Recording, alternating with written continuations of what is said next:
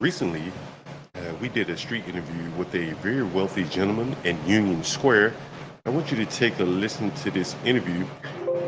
He was giving some instructions on how to get wealthy and things like that. And here are a couple things he had to say here. Communist beliefs ingrained in their head, and nothing's ever going to change that. So you think that mindset that they have makes it easier for you? Yeah, yes, it does. Much easier because they don't want to work. I'll work 17 hours a day. They want to do, and I don't mean to disparage your last interview, but when I was that kid's age, if I came home and said, "Mom, Dad, I'm going to live off you," you know what my parents would have told me? Get the out of the house. And there was a very wealthy business man there. He stopped by for an interview. There was another quote there. He went on to reiterate work ethic. We have a couple young people in the audience, and you say you were a millionaire.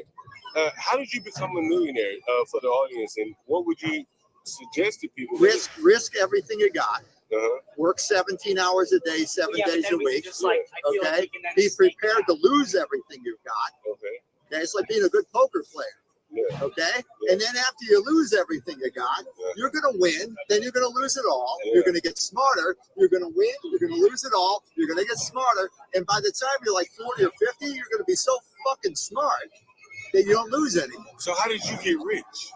I took an old furniture warehouse that nobody wanted. Really? Okay, but I knew enough about demography to know that this warehouse was right across the street from the fourth largest shopping mall in the country, which meant everyone had to drive by this old fucking warehouse to get to the shopping mall. Yeah. So, and it was up on a hill. Have you ever been to Pittsburgh? Yeah. Everything's on a hill. And so he spoke about working 17 hours a day. And the next day after I think I interviewed this guy, I took my son to a barbershop. He had to get a haircut. And so the first barbershop we went to, there were no barbers. It was 1:45 p.m. on a Saturday, and there was not one barber on site. And so then we went around the corner to Ralph Avenue in Brooklyn, Crown Heights, Brooklyn to be exact. And we ended up going to the Caribbean Dominican barbershop here, and you can see that every chair is pretty much filled here. Of course, they have Dominican music in the background there. And what you see here in the mirror, the reflection in the mirror is a lady sitting with a child in her lap. Initially, I thought maybe she was getting the child hair done. I'm not sure. But a customer came in and she put the child down and she started cutting hair. And so later I went home and I told my son, I made him pay the barber. The barber's fee was $25 to cut the hair for a child's haircut, no less. $25 with the tip. And so I told my son, I said, "Do you see the difference between these two barbershops?" At 1:45 p.m., one was closed. There were no barbers there.